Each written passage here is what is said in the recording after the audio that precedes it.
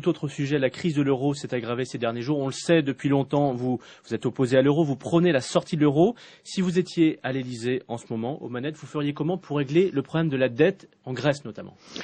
Je proposerai une sortie concertée et groupée de l'euro avec toute une série de pays qui sont en train de s'apercevoir que le Front National avait raison depuis des mois et des années, à savoir que nous sommes embarqués dans une seringue qui fait que nous allons économiquement tomber parce que nous allons être amenés les uns après les autres à aggraver notre endettement pour tenter de payer la dette des pays qui, les uns après les autres, viennent solliciter notre aide. Vous connaissez parfaitement l'argument. Si on sort demain matin de l'euro, on revient au franc. La monnaie est dévaluée de 20 ou 25%. Et du coup, notre dette augmente. C'est absolument pas. Non, mais d'abord, c'est absolument pas automatique. La dévaluation est un acte politique. C'est un acte volontaire.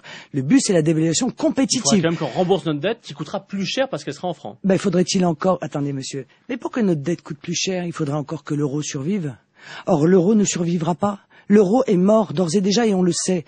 Mais pour le sauver, on est en train de sacrifier les peuples, que les Français soient conscients que les plans d'aide qui sont décidés aujourd'hui, ce sont les impôts de demain matin.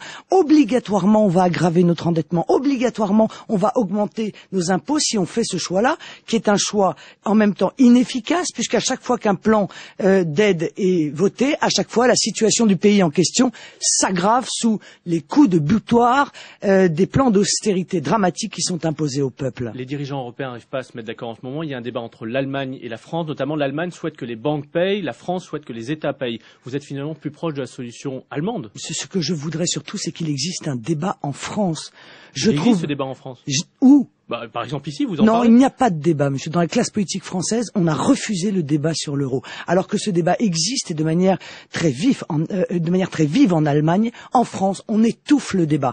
Je trouve scandaleux qu'il n'y ait pas un grand débat national sur le sujet de l'euro, sur le sujet de l'endettement des États européens, sur l'avenir de la zone euro avec les Français. Les Français ont leur mot à dire. C'est leur argent dont il est question. C'est leurs impôts. C'est leurs dépôts dans les banques. Or, on ne leur demande pas leur avis, on les traite une nouvelle fois comme des enfants, et cette situation est inadmissible dans un pays démocratique.